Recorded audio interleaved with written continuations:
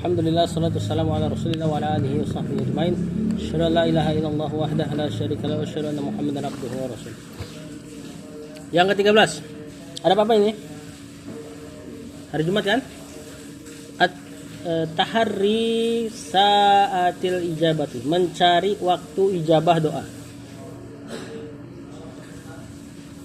Mencari waktu ijabah doa. Terus kalau udah dicari apa? Ya doa di situ maksudnya. Kata penulis Fafis Sahihain, dalam dua sahih Bukhari dan Muslim, an Abi Hurairah radhiyallahu anhu anna Rasulullah sallallahu bahwasanya Rasulullah sallallahu zakara yaumal jumu'ati, beliau menyebutkan hari Jumat, faqala, lalu mengatakan fihi sa'atun, pada hari Jumat terdapat sa'atun. Apa arti sa'atun? 1 jam. Rasul belum kenal 60 menit pada saat itu. Ada sesaat dari waktu. Gak jelas ya, nakirah di situ. Gak jelas berapa batasannya berapa. Kalau zaman sekarang ya kalau dibilang sa'a itu artinya jam, 60 menit. Kalau dulu nggak ada.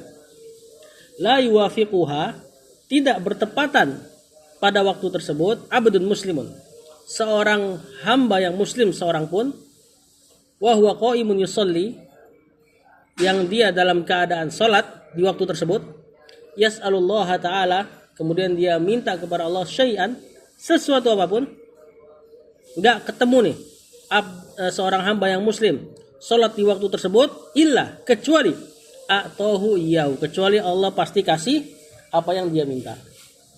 Kalimat sederhana gini, tidak ada seorang muslim pun yang salat di waktu tersebut kemudian dia minta kepada Allah sesuatu pas di waktu tersebut, kecuali Allah pasti kasih apa yang dia minta. Maksudnya apa? Ijabah. Waktu ini sangat ijabah untuk berdoa. Terus apa waktunya? Nanti dulu. Ada penulis, lanjut. Tahdidus sa'ah. Nah, sekarang kita cari nih, waktunya itu kapan sih? Di hari Jumat itu. Jadi ada di hari Jumat ada satu waktu yang tidaklah seorang muslim berdoa kecuali pasti ijabah. Tahdidus sa'ah. Rawat Tirmidzi, di hadis yang lain rawat Tirmidzi wa qala hasan sahih an Abi Hurairah radhiyallahu anhu qala Rasulullah sallallahu, Rasul bersabda, khairu yaumin tala'at fihi syamsu yaumul jumu'ati. Hari terbaik di mana matahari terbit adalah hari Jumat. Hari terbaik yang matahari terbit padanya adalah hari Jumat. Fihi khuliqa Adamu. Pada hari tersebut Nabi Adam diciptakan. Wa fihi udkhilal jannatu, dan pada hari tersebut Nabi Adam dimasukkan ke dalam surga. Atau bahkan manusia dimasukkan ke dalam surga. Wa fihi uhbita minha, pada hari tersebut manusia pun dikeluarkan dari surga. Ya, ini ketika Nabi Adam diturunkan dan anak-anaknya juga. Wa fihi sa'atun, dan pada hari tersebut juga terdapat satu waktu, la yuwafiquha abadun muslimun, persis dengan kalimat tadi. Tidaklah menepati waktu tersebut seorang hamba yang muslim, yusolli, dalam keadaan dia salat, fayas'alullaha fiha syai'an, lalu dia minta sama Allah, illa atahu iyahu, kecuali Allah pasti kasih apa yang dia minta. Ijabah. Ya, ciri-cirinya waktunya sesaat. Terus hamba tersebut salat. Kemudian minta. Kira-kira apa waktunya? Habis asar salat, boleh habis asar salat. Salat sunnah boleh habis asar.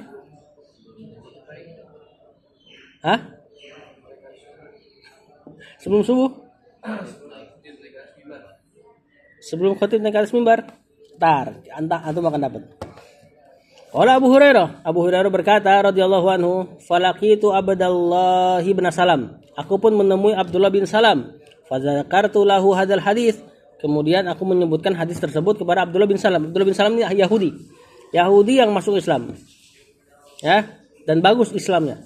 Dia sebelum jadi Islam, dia seorang pendeta Yahudi, alimnya Yahudi, tahu kitab Taurat. Faqala ana a'lamu bitilka sa'ah, aku tahu tuh waktunya, kata Abdullah bin Salam. Faqultu akhbirni biha wala tatman biha, kasih tahu aku waktunya, kata Abu Hurairah kepada Abdullah bin Salam, jangan pelit gitu lah. Wala tatman biha alayya, jangan pelit kepadaku. Qala hiya ba'dal asri, dia setelah asar. Nah, gimana tuh? Mau setelah asar boleh sholat? Hah? Setelah asar boleh sholat gak? Sholat sunnah kan gak boleh. Begitupun setelah subuh gak boleh sholat. Sholat apapun gak boleh. Begitupun pas matahari terik banget. Ya ini ketika sesaat sebelum zuhur gak boleh. Nah terus gimana? Kata Rasulullah SAW, tidaklah seorang hamba yang muslim sholat pada waktu itu, kemudian dia minta kepada Allah, Allah pasti kasih. Lanjut, biar antum tahu. Ila antak rubas syamsu. Dari setelah asar sampai matahari terbenam. Panjang nih waktu. Ya, dari asar sampai maghrib. Cuman antum harus sholat. Nah, sebagaimana perkataan dugaan antum tadi, fakultu Abu Hurairah pun berkata, kaifa takunu ba'dal asar? Gimana sih kok ba'da asar?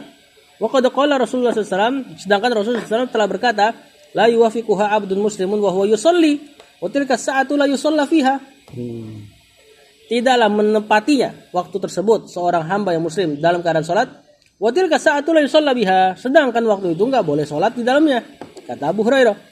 Faqala Abdullah bin Salam, maka Abdullah bin Salam pun berkata, alaysa qad qala Rasulullah, bukankah Rasul juga telah berkata, man jalasa majlisan, barang siapa duduk dengan duduk yang yantadhirus sholata, dia menunggu salat, fahuwa fis sholatin, maka dia sudah dihitung sedang salat.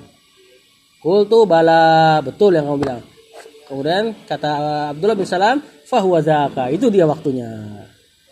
Ini faedah besar buat antum. Antum yang salat, ini kita enggak bahas masalah salat asar doang di hari Jumat. Enggak, semua salat.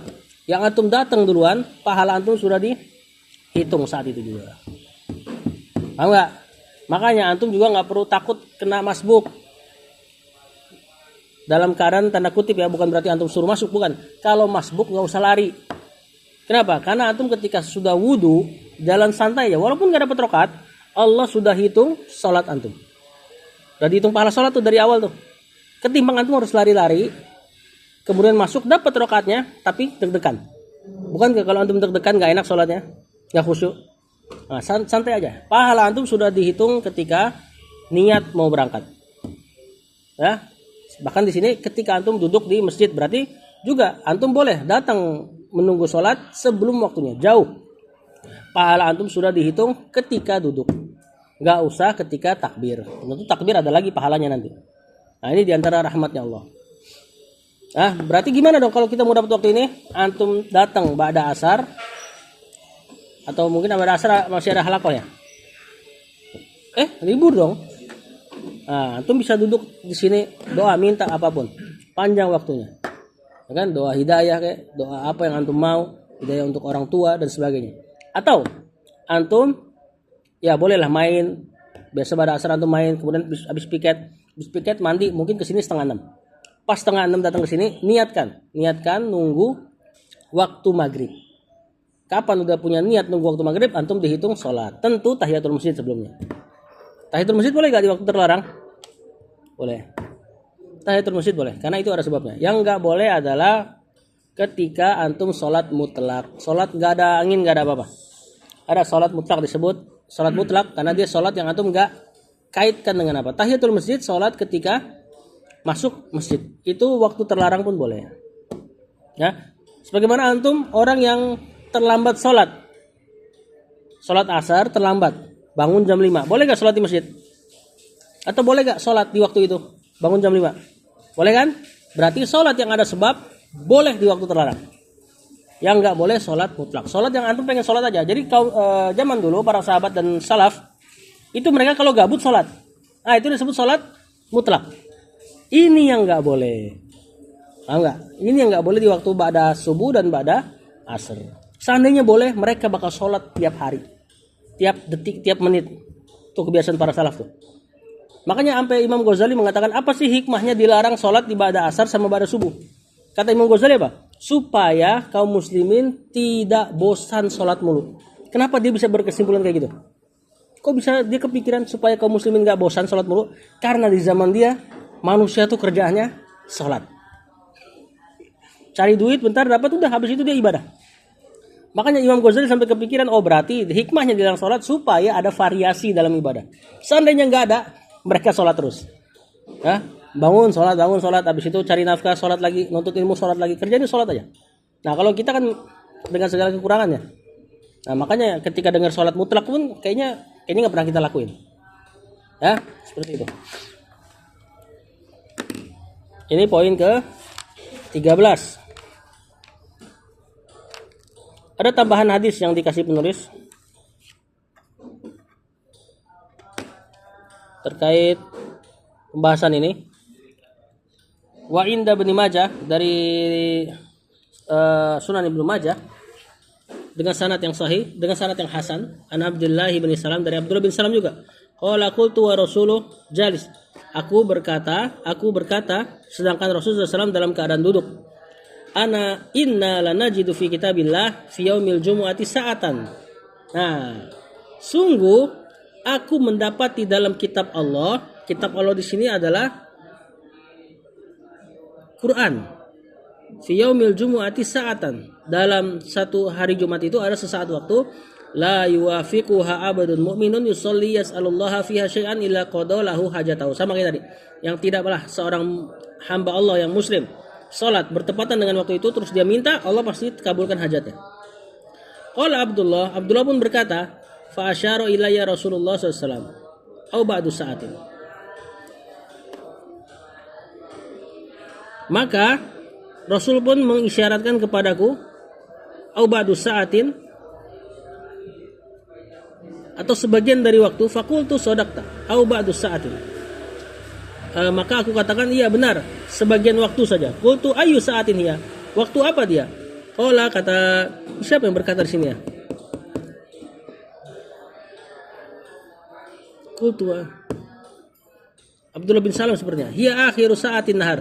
Dia adalah akhir dari waktu siang. Yang maksudnya sore. Qultu innaha laysat sa'ata sholatin. Itu bukan waktu salat.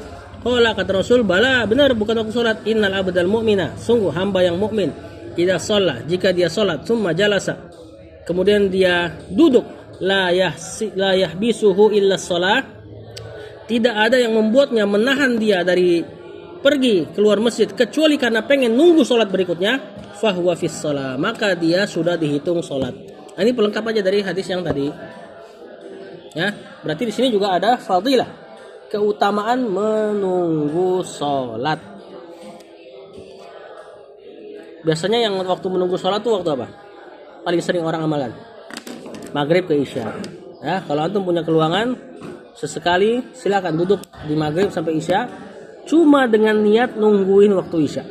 Pahala sholatnya dihitung full. Ternyata ada lagi, penulis nambahin lagi. Wa inda Abi Daud, dari Abu Daud, sanadin hasan an Jabir bin Abdullah an Rasulullah SAW anhu qala, yaumul jumu'ati, di hari Jumat itu, isna asrota, ada 12, yuridu sa'atan la yujadu, sinta asrota, ada 12 waktu, yuridu sa'atan, ada satu waktunya, la yujadu muslimun yas'alullaha azza wa jalla syai'an ila atahu, yang satu waktu tersebut sangat ijabah, faltamisuha, maka carilah itu waktu, akhir sa'atin, waktu-waktu terakhir ba'dal asri, setelah asar. Kata Rasulullah SAW, Jumat ada 12 waktu. Jadi seharian bagi 12. Berapa? Seharian dibagi 12. Sehari berapa jam? 24. Kalau sekarang kita kan 24. 24 bagi 12. 2. Berarti waktu ijabah ini berapa jam? 2 jam. Wah, lengkap udah. Berarti antara jam 4 sampai, kira-kira antara jam 4 sampai jam 6. Kalau maghrib jam 6. Ya, nah. Jadi udah dibocorin semua tuh. Satu Jumat 12 waktu, satu waktunya sangat ijabah. Dan itu di akhir setelah asar. Setelah asar ya berarti 2 jam setelah itu. Jadi beliau nggak ngitung 24 jam karena zaman dulu belum ada 24 jam. Dia ngitungnya satu hari dibagi 12. Nah, kalau zaman kita berarti per potongan waktunya 2, 4, 6, 8 sampai 12. Jadi satu hari full. Yang ke-14, ada mu'ifrodi yaumil jumu'ati bisiyamin. Tidak boleh menunggalkan, mengkhususkan hari Jumat untuk puasa. Nggak boleh puasa hari Jumat kecuali ada sebab atau minimal antum puasakan dia berturut. Kamis Jumat boleh, Jumat Sabtu boleh. Jumat doang sendirian tiba-tiba antum puasa tidak boleh. Wa fi sahihain an Abi Hurairah radhiyallahu anhu qala sami'tu Nabi sallallahu alaihi wasallam qol yaqul Rasul bersabda la yasumunna, jangan sekali-kali puasa ahadukum, salah seorang dari kalian, yaumal jumu'ati, pada hari Jumat, illa yauman qablahu aw ba'dahu, kecuali diikutkan dengan sehari sebelumnya dan sehari setelahnya. Rawal Bukhari fi sahih an ummul mukminin Juwairiyah, dari Ummul Mukminin Juwairiyah, salah satu istri Rasul sallallahu alaihi wasallam, bintil Harits radhiyallahu anha, anna Nabi sallallahu alaihi wasallam, bahwasanya Nabi sallallahu alaihi wasallam dakhala ilaiha, maksudnya adalah Rasul lagi jatah di rumahnya Juwairiyah. Istri Rasul kan banyak, dia tidurnya digilir. Enggak. Yaumal Jumu'ati, pada hari Jumat. Wahya shaimatun, dalam keadaan Juwairiyah lagi puasa hari Jumat. Faqala, Rasul SAW pun berkata kepada Juwairiyah, asum ta'amsi, kamu puasa enggak kemarin? Kok hari ini puasa? Qalat la. Kata Juwairiyah enggak. Kemudian qala turidina an tasumi wadan, kalau gitu kamu mau puasa besok? Ria. Jadi Juwairiyah puasa Jumat. Tanya sama Rasul, kemarin puasa enggak? Enggak. Berarti dia menyendirikan Jumat nih. Terus kata Rasul, kamu mau puasa besok? Niat puasa besok? Kata Juwairiyah, lah, enggak juga. Berarti dia benar-benar nyendirian Jumat buat puasa dan dia enggak niat sebelumnya setelahnya. Puasa apa ini? Hah?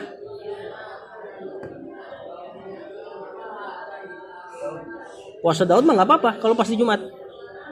Karena kan antum niatkan ini Senin, Rebo, Jumat. Kan Daud kan sehari enggak sehari ya gitu kan. Terus pas di Jumat masa enggak boleh? Ya pas itu. Ini dia puasa mutlak, sama kayak sholat tadi.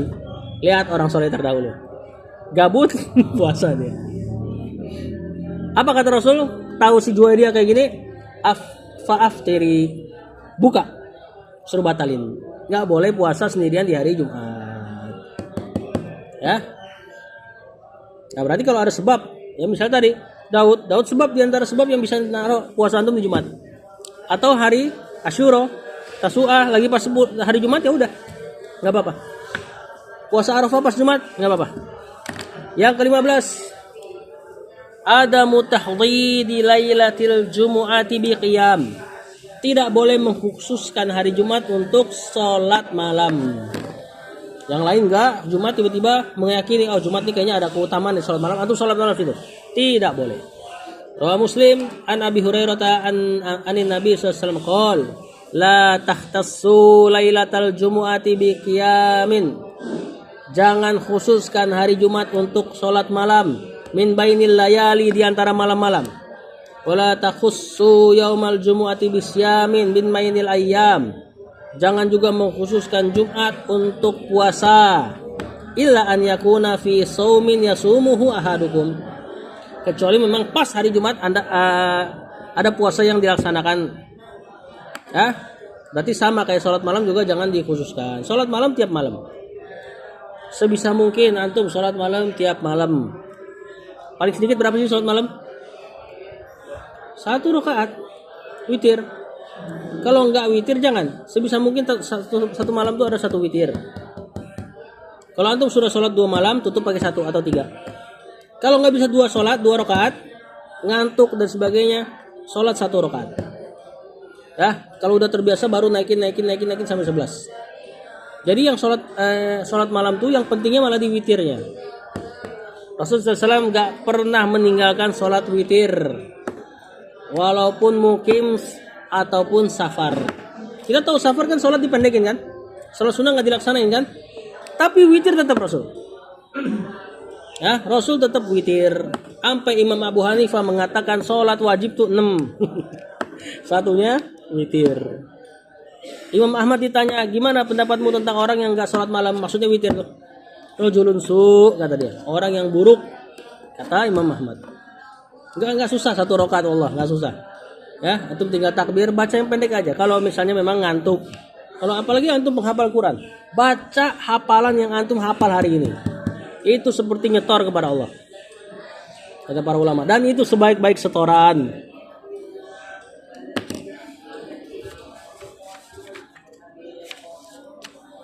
Yang ke-16 masih banyak nih. Poin ke-16 dari adab Jumat, la yuqimu ahadan liyajlisa makanahu. Jangan berdiri orang supaya dudukin tempatnya. Ini bahkan enggak cuman hari Jumat, semua hari kapanpun antum enggak boleh. Berdiri dong, gue mau duduk situ. Enggak boleh.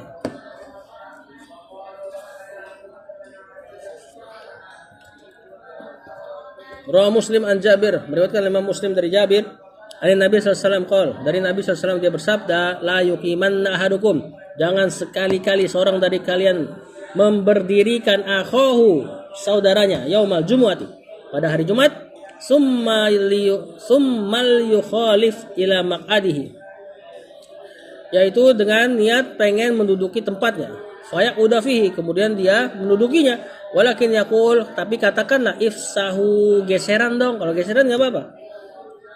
Rapetan gitu. Kalau disuruh berdiri enggak boleh. Yang ke-17, idza ghalabahun nu'asu, jika nu'as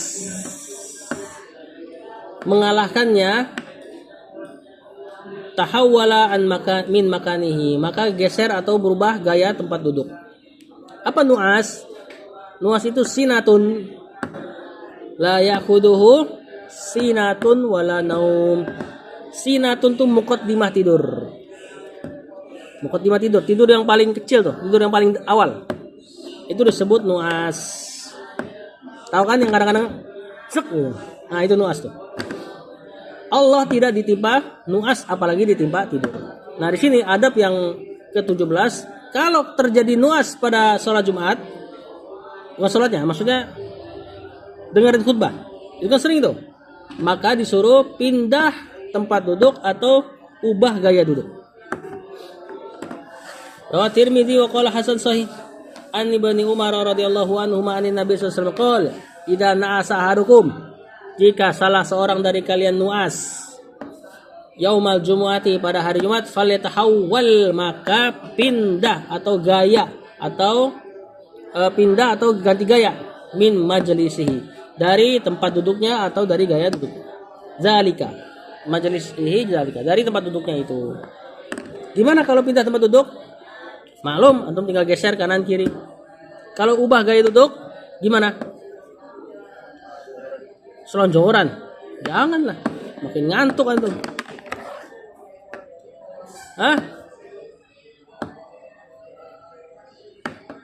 Masa nggak kepikiran? Duduk terbaik sila, justru sila kan rata-rata begitu sila orang. Itu yang kadang bikin ngantuk. Gimana duduknya Jibril ketika nyamperin Rasulullah SAW? Fasna rukbataihi la rukbataihi. Duduk tahiyat. Ya nggak harus kakinya diginin juga. Maksudnya yang penting antum berlutut aja gitu loh. Ya kalau mau digituin ya bagus kakinya, cuma kan nanti nggak bisa lama itu. Ya baik iftiros atau tawarruk, itu duduk yang paling baik. Insya Allah nggak ngantuk. Kalau masih ngantuk juga, pindah tempat duduk. Ya, yang penting jangan geser-geser orang, jangan ganggu orang. Kita review lagi dari awal bab Jumat. Yang pertama apa?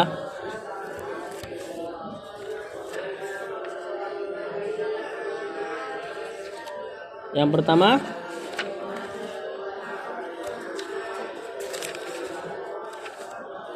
kasratus shalah fi masjidin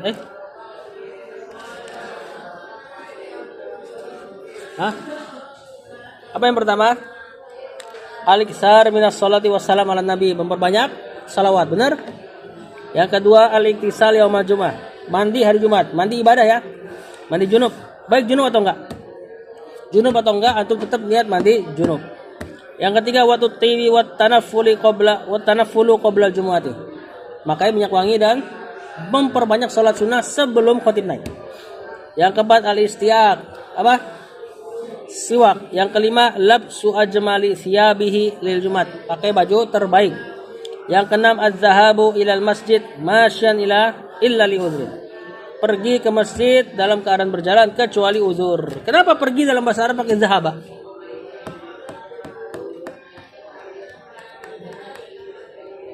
Zahaba apa zahaba? Selain pergi. Al-zahab wal fiddah. Hah? Bukan perak. Perak fiddah. Berarti zahab temannya perak. Emas. Kenapa emas pergi? Apa urusannya emas sama pergi?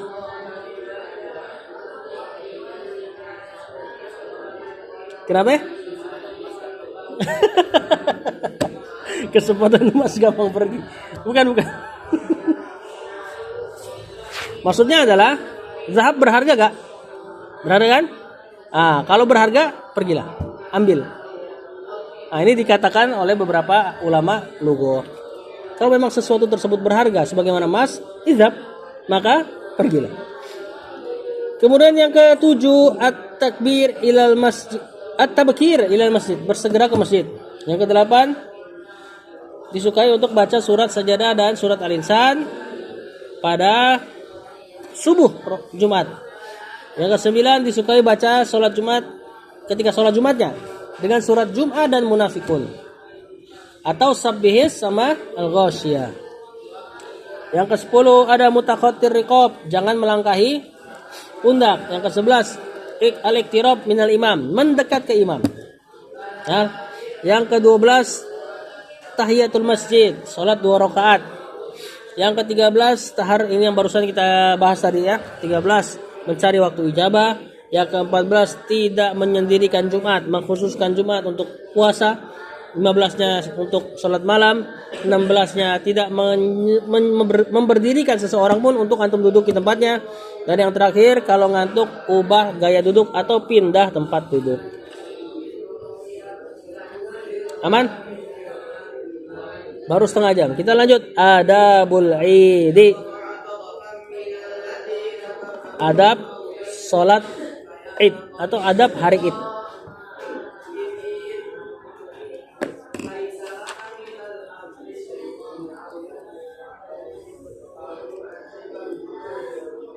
Yang pertama,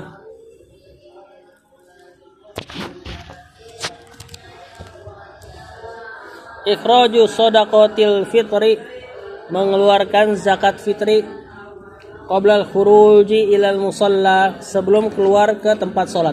Ini waktu terbaik ngeluarin zakat fitr ketika OTW ke masjid. Jadi bukan sehari, 2 hari, apalagi 15 hari sebelum Idul Fitri, masjid-masjid kan udah buka. Hari terbaik adalah ketika antum pas lagi OTW masjid, sambil tenteng beras kasih ke orang yang berhak. Kalau mau lah yang paling yang terbaik, bukan ke masjid ya. Kalau ke masjid antum yang mewakilkan saja, nggak apa-apa. Cuma yang terbaik kayak gini. Antum tenteng beras antum, ya, OTW ke masjid, kasihin ke orang yang berhak.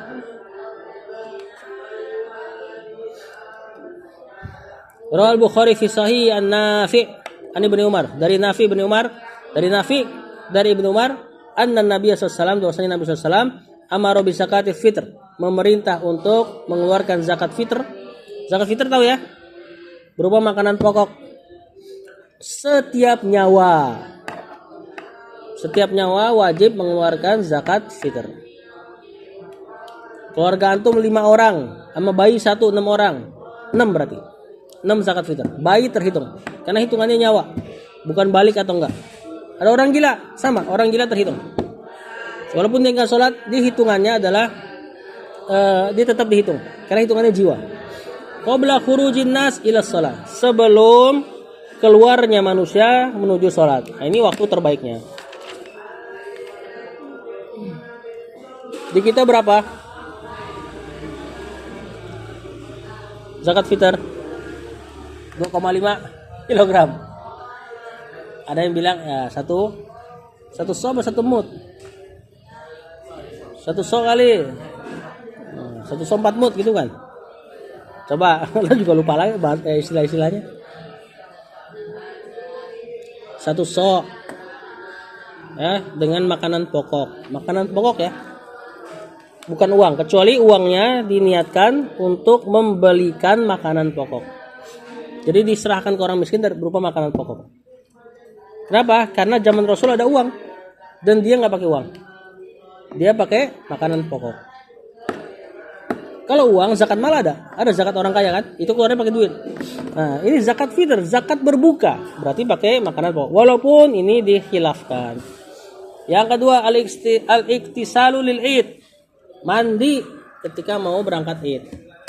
Ini yang sudah kita bahas kemarin. Islam memperhatikan mujtama, masyarakat. Kalau antum lagi berkumpul, antum disunahkan bersih-bersih. Rawal Baihaqi wa Ibnu Abi Syaibah bisanadin sahih an Zadani, dari Zadani siapa di sini?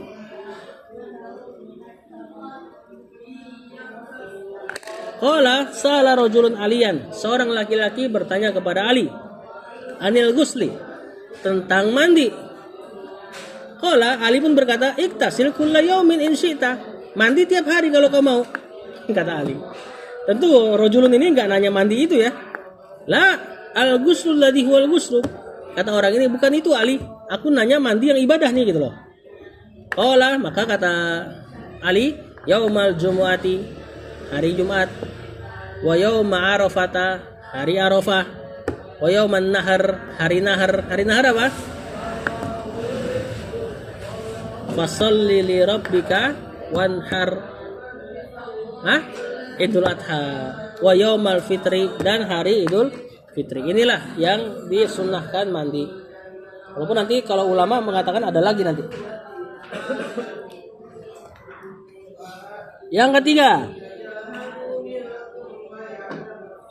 labasu ahsanis siyab, memakai pakaian terbaik. Bahkan diriwayatkan Rasulullah SAW ada satu pakaian yang dia khusus pakai buat Id. Ya, baju terbaik, bukan baju baru. Rawat Tabrani, dari Tabrani fil Awsat, dalam Al Awsat, ini salah satu kitab dia.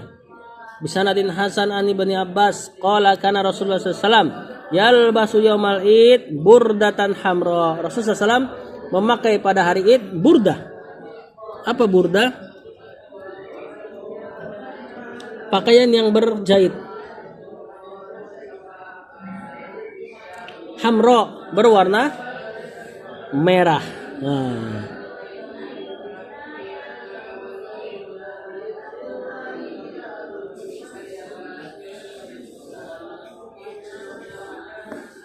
Wallahu alam nih. Apakah merahnya benar-benar full? Karena pembahasan pakaian merah ini, sebagian ulama ada yang mengatakan nggak boleh pakai baju merah full.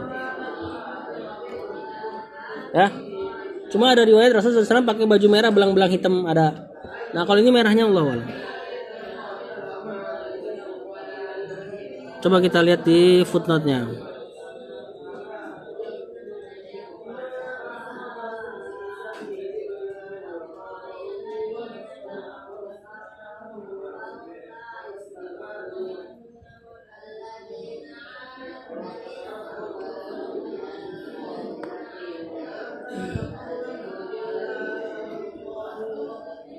Sudah disebutkan merahnya seperti apa.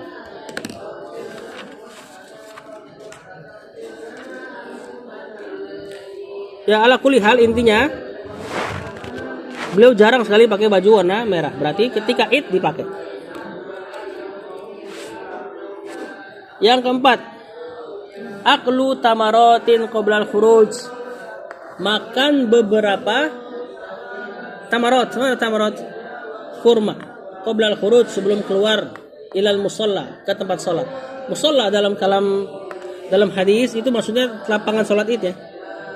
Fi Idul Fitri, ketika Idul Fitri. Rawal Bukhari an Anas bin Malik qala kana Rasulullah SAW la yaqdu yaumal fitri hatta yakula tamarot. Beliau enggak keluar menuju sholat Id sampai beliau makan beberapa tamr. Pakai jamak tamarot. Berarti berapa? Hah? di atas 2. Wa fi riwayah, dan dalam riwayat yang lain, wa yakuluhunna witron, dia makannya witir. Apa witir? Ganjil. Wa fi riwayat yang lain Ibnu Hibban bisanadin hasan ma kharaja Rasulullah sallallahu alaihi wasallam fitrin hatta yakula tamarotin salasan aw khamsan aw sab'an. Beliau enggak keluar Idul Fitri kecuali udah makan tamar 3, 5 atau 7. Nah, inilah hadis asal muasalnya makan tamar ganjil. Adapun buka puasa tidak ada dalilnya. Tapi bisa jadi dalil ini dipakai untuk ke situ. Ya, disunahkan makan kurma ganjil. Di sini kan Idul Fitri untuk hari Id. Ya bisa aja untuk puasa juga diamalkan. Nah, itu nanti ada dalam ilmu ushul fikih membawa yang membawa muqayyad kepada mutlak. Nah, nantilah. Insyaallah itu makan pelajari itu ntar. 5. Takhirul fitri, ini sebaliknya nih, mengakhirkan makan fi Idul Adha, pada Idul Adha. Kalau Idul Adha jangan makan. Jangan makan sini bukan berarti puasa lagi antum. Ya. Tapi ini ada hikmahnya supaya nanti ketika makan hidangan antum, yakni sop kambing lah, sop sapi lah, itu nikmatnya luar biasa. Hatta yarji'a fil musalla fayakula min udhiyatiha. Jangan makan sampai kembali dari tempat sholat sehingga dia memakan kurbannya. Ya. Jadi ini bukan puasa lagi, kan nggak boleh puasa ketika Id. Tapi di sini hikmahnya hanya untuk supaya antum benar-benar berasa tuh Idnya tuh. Keluar lapar, nggak sabar nunggu kambing. Ya, di zaman dulu Rasulullah SAW nyembeli onta 60 banyak lah intinya. Itu selesai sebelum zuhur. Udah dibagikan semua. Kalau zaman sekarang ya udah qadarullah. Kalau antum mau makan juga susah ini. Biasa daging dibagi sore. Ya kan antum nggak sahur lagi kan, nggak mungkin sahur antum Idul Adha. Nungguin makan sampai sore susah juga. Minimal makannya jangan berat-berat. Biar nanti pas makan berat tuh benar-benar berasa hari rayanya. Kita lihat hadisnya. Rawat Tirmidzi bisanadin hasan an Burdah, dari Burdah radhiyallahu anhu qala kana Nabi sallallahu dulu Nabi sallallahu la yakhruju yaumul fitri, beliau tidak keluar pada Idul Fitri hatta yat'am, sampai beliau makan. Wala yat'am yaumal adha, tapi beliau tidak makan pada Idul Adha hatta yusolli, sampai beliau salat. Wa fi riwayatin, dalam riwayat yang lain li Ahmad wa Hasan bituruki, hadis ini Hasan, karena Rasulullah SAW la yaqdu yaumal fitri hatta yakula wa la yakulu yaumal adha. Rasul enggak keluar pada Idul Fitri kecuali beliau makan dulu, dan Rasul tidak makan pada Idul Adha. Dibalik. Ya. Dan juga waktu penyelenggaraan sholatnya Idul Adha disukai cepat-cepat. Idul Adha boleh antum undur-undur sedikit. Hatta yarji'a fayakula min udhiyatiha, sampai beliau enggak makan di Idul Adha sampai beliau kembali dan memakan hidangannya, yakni hewan kurbannya. Yang keenam, mudah dipahami ini insyaallah ya. Ada pada begini enggak usah penjelasan terlalu panjang. Istihbabul iksar minas sadaqah yaumal Id. Disukai untuk memperbanyak sedekah ketika hari Id. Rawah Muslim an Abi Sa'id Al-Khudri, mereka Abu Sa'id Al-Khudri, anna Rasulullah SAW, bahwasanya Rasulullah SAW kana yakhruju yaumal adha. Beliau pernah keluar ketika hari Idul Adha, wa yaumul fitri, dan hari Idul Fitri, fayabda'u bis shalah. Beliau salat dulu. Fa idza shalla salatahu. Kalau beliau telah salat Id, wasallama, kemudian beliau salam, qoma, beliau pun berdiri, faqbala 'alan nas, dia pun menghadap ke orang-orang, wa hum julusun fi musallahum, orang-orang pada duduk di tempat salat. Fa in kana lahu hajatun bi ba'thin, kalau beliau ada hajat untuk pengutusan pasukan, zakarahu linnas, beliau kasih tahu. Au kanat lahu hajatun bi ghairi, atau ada hajat-hajat yang lain. Ya intinya mengucapkan hal-hal yang penting lah di luar khutbah. Amaruhum biha, yang Rasulullah SAW memerintah orang-orang untuk melakukan itu. Wa kana yaqul, dan adalah Rasulullah SAW dulu ketika Id, beliau mengatakan tasaddaqu, bersedekahlah. Wa kana aktsaru man yatasaddaqun nisa. Dan pada saat itu yang paling banyak bersedekah adalah para perempuan. Perhatikan riwayat-riwayat ini. Nanti anak akan tanya antum terkait sesuatu. Sedekahlah, sedekahlah, sedekahlah. Karena kata perawi, dan kami lihat para wanita tuh paling banyak bersedekah. Riwayat yang lain. Itu pikirin terus ya. Tangkap terus per lafaz. Ibnu Majah, dari Ibnu Majah, riwayat Ibnu Majah bisanadin sahih dengan sanad yang bagus, an Abi Sa'id Al-Khudri, dari Abu Sa'id Al-Khudri. Qala kana Rasulullah sallallahu alaihi wasallam yakhruju yaumal Id fa yusalli bin nasi rakaatain. Beliau pun salat Id, summa yusallim, kemudian salam. Fayaqifu ala rijlaihi fayastaqbilun nas. Kemudian beliau menghadap manusia wahum julusun, dalam keadaan orang-orang pada duduk. Fayaqul, kemudian beliau mengatakan tasaddaqu, sedekahlah. Fa aktsaru man yatasaddaq an-nisa. Dan orang yang paling banyak bersedekah saat itu adalah para wanita bil qurti, dengan anting-anting mereka. Jadi saat itu juga tuh perhiasannya copot-copotin, wal khotam, cincin, wasyai atau apapun, disedekahin ke Rasul. Ya, wanita lagi. Fi riwayatin lil Bukhari, dari riwayat Al-Bukhari an Abi Sa'id Al-Khudri, qala kharaja Rasulullah sallallahu alaihi wasallam fi adha au fitrin. Rasul keluar salat Idul Adha atau salat fitr. Suman sarafa, kemudian beliau berpaling ilal musalla, ke tempat salat. Fa wa'adun nas, beliau pun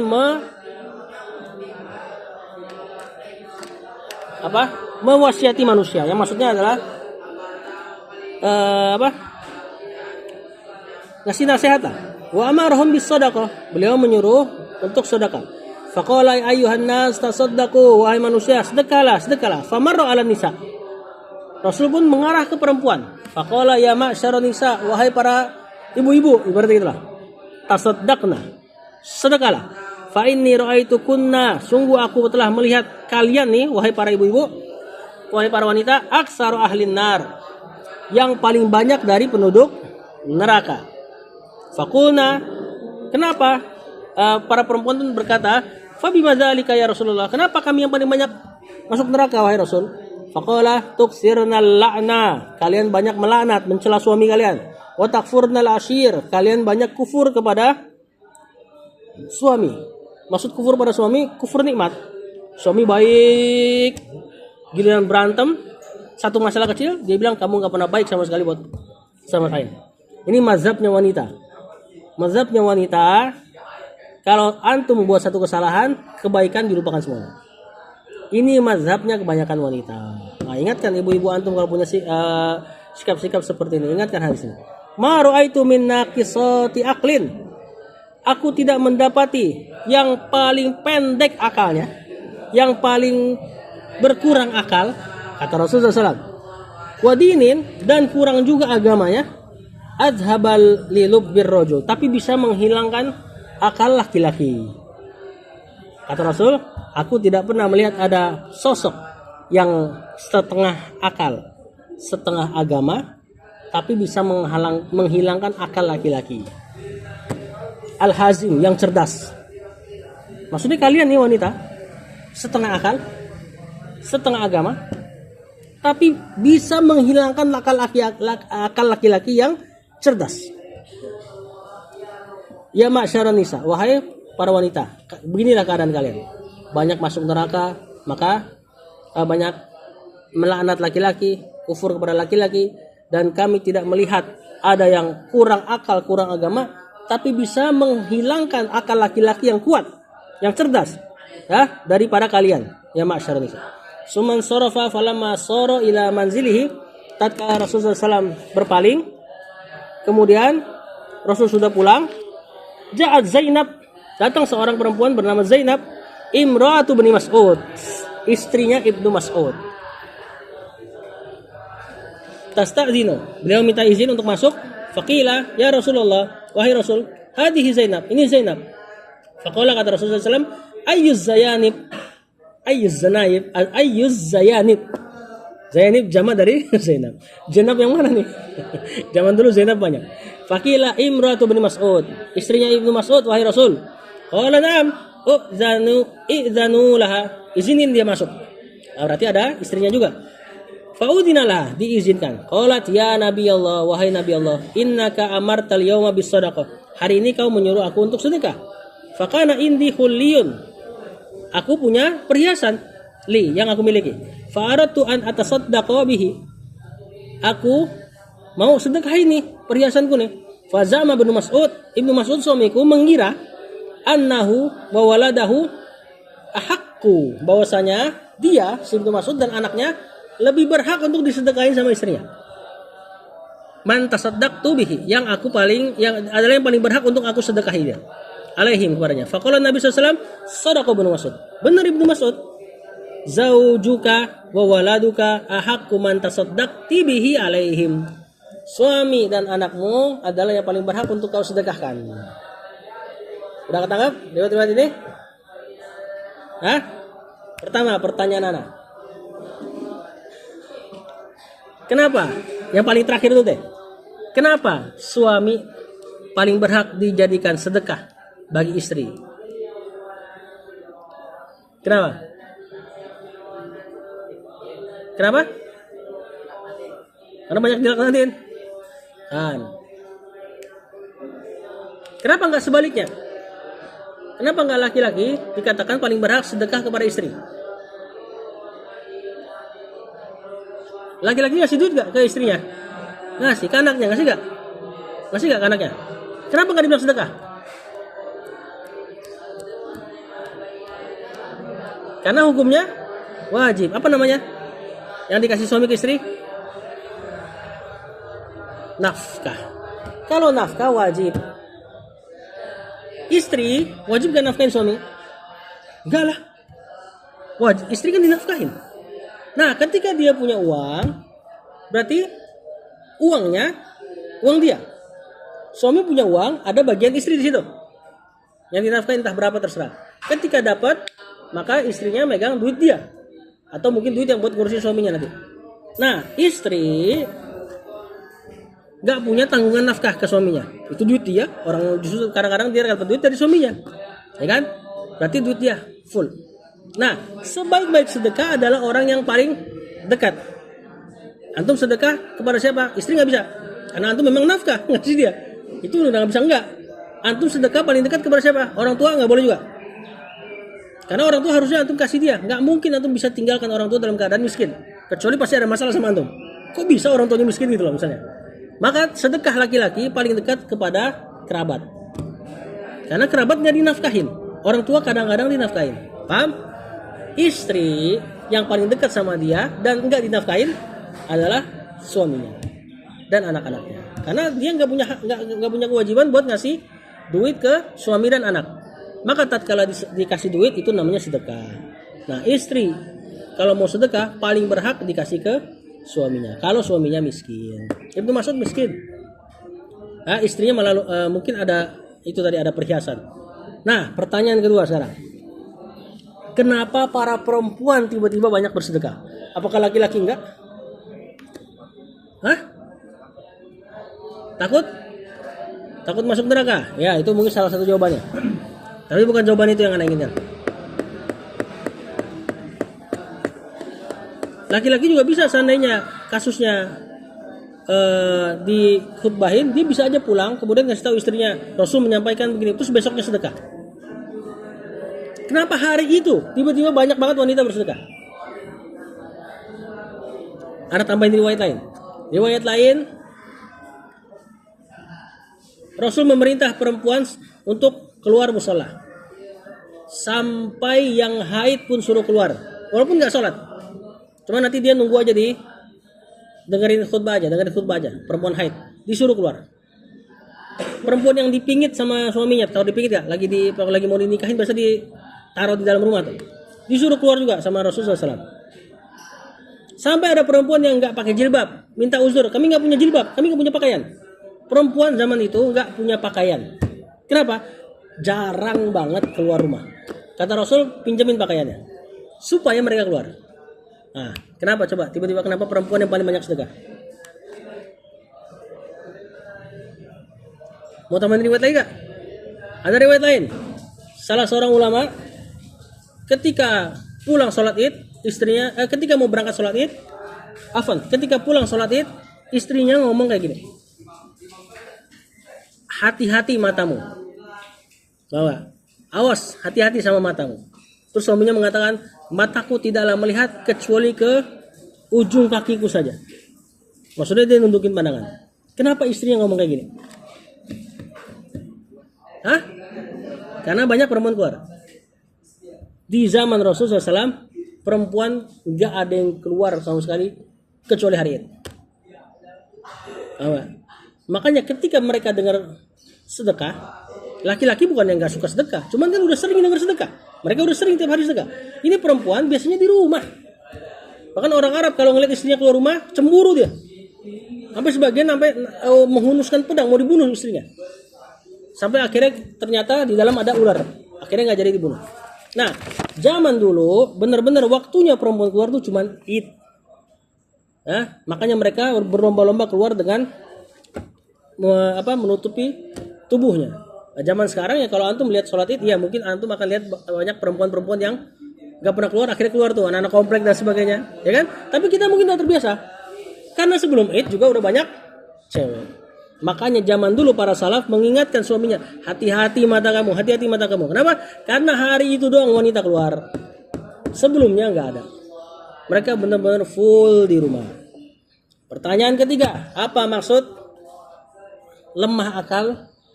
Lemah agama, syahwat. Laki-laki lebih bersyahwat bisa jadi. Kenapa perempuan dibilang lemah akal dan lemah agama? Selalu di rumah jadi lemah akal. Lemah agama deh, kenapa lemah agama?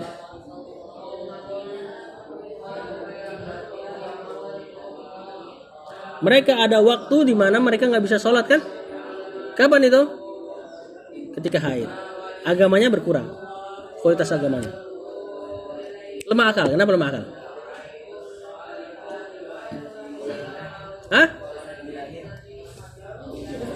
Intinya Allah memang ciptakan mereka akalnya tuh kalah dibanding perasaannya. Perempuan tuh lebih dominan perasaan. Mereka nggak bisa makanya debat sama suami. Kalau ada suami kalah debat sama istri, parah itu. Udah parah banget. Nah, perempuan bisanya nangis, akhirnya suami kalah. Kalau debat pasti suami menang. Suami dominan di akal, perempuan dominannya di perasaan. Mereka ada masalah nangis dan sebagainya, mereka nggak boleh ngelawat orang mati karena perasaannya besar. Bahkan seorang istri kalau suaminya mati, anterin sampai akhir pintu aja, nggak boleh ngikut. Kalau ngikut bisa bahaya, bisa terbawa perasaan, akhirnya nanti meratap, mencela takdir Allah. Ini mereka nih. Makanya bahkan Allah, malaikat kan nggak punya gender. Malaikat nggak bisa laki-laki, nggak bisa perempuan, netral dia. Cuman Allah pakai lafaz malaikat jadi jamak mudzakkar salim laki-laki itu kalau lagi beribadah. Hum la yafturun, mereka kalau ibadah tidak futur, yafturuna jamak laki-laki. Yusabbihun, mereka bertasbih. Ya kan? Malaikat kalau lagi ibadah Allah pakai lafaz jamak laki-laki. Kenapa? Laki-laki agama dan akalnya full. Malaikat giliran mengazab Allah pakai jamak muannas salim. Kenapa? Karena kalau orang mengazab udah gak pakai akal. Paham gak? Seperti ibu-ibu antum lah. Mungkin bapak antum gak pernah mukul antum pakai sapu, karena laki-laki. Kalau ibu antum udah marah udah. Nah, inilah sifatnya perempuan. Pertanyaan terakhir, kenapa dia bisa melemahkan akal laki-laki yang kuat? Gak punya akal, setengah maksudnya, agamanya setengah, tapi bisa menghancurkan akal laki-laki yang berakal. Dari sisi mana? Apa? Perasaan? Bukan. Banyak gak laki-laki berakal hancur gara-gara wanita? Syahwat, ya. Antum sekuat apapun akal antum, ya, antum dibukain baju sama wanita, habis antum. Paham gak? Kayak anak kecil antum langsung. Nah, ini harus juga berhati-hati sama mereka kalau berduaan. Sekuat apapun akal antum, kalau sudah syahwat sama mereka, apalagi mereka sampai membuka misalnya, langsung antum kayak anak kecil. Bahasanya. hilang akal antum. Nah, ini hadis ini banyak banget faedahnya. Sallallahu ala nabiyina Muhammad wa ala alihi wasallam.